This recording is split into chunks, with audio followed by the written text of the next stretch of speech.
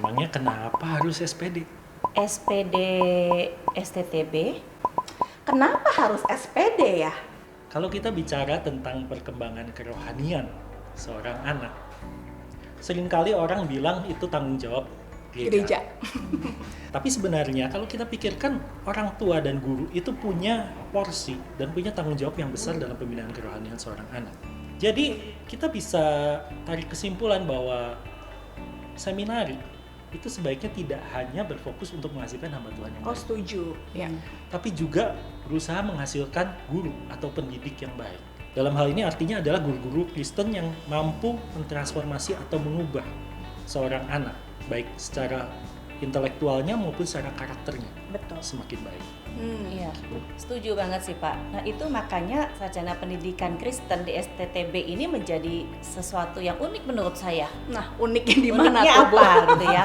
Uniknya karena di STTB ini mahasiswa atau calon pendidik itu tidak hanya dibekali secara pedagogi, itu udah pasti lah ya. Ya. Mau jadi pendidik dia harus menguasai pedagoginya, tapi tidak cukup sampai di situ. STTB membekali mahasiswanya itu juga dengan teologi yang memadai, sehingga mereka tuh bukan hanya bisa mengajar dengan baik, tetapi mereka tuh tahu benar apa yang mereka ajarkan.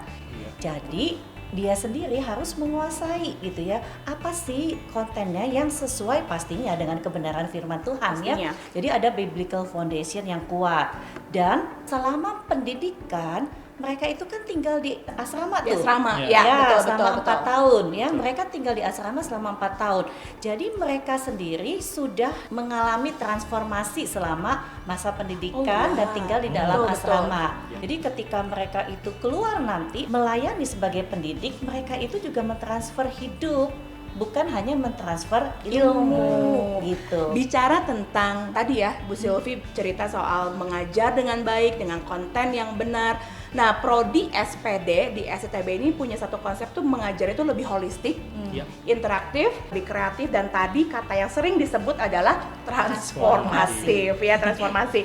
Nah, kata-kata ini tuh kita apa ya, bukan hanya sekedar simbol, tapi kita memang rindu untuk bisa mengaplikasinya kepada seluruh calon guru supaya mereka itu bukan jadi guru-guru tuh yang jadul, yang punya konsep mengajar tuh yang satu arah, tapi selalu update gitu dengan apa yang terjadi, dengan isu-isu pendidikan yang ada sekarang ini.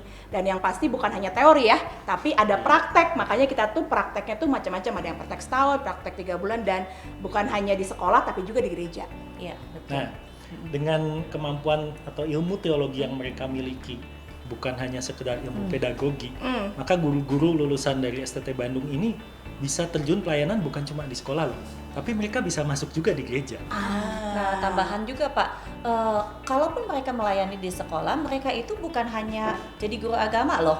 Iya, pemikirannya kan kalau lulusan SPD Guru pak guru gitu agama, ya. Nah, bukan hanya guru pak, tapi sebenarnya ketika di sekolah mereka juga bisa memegang peran-peran yang lain ya.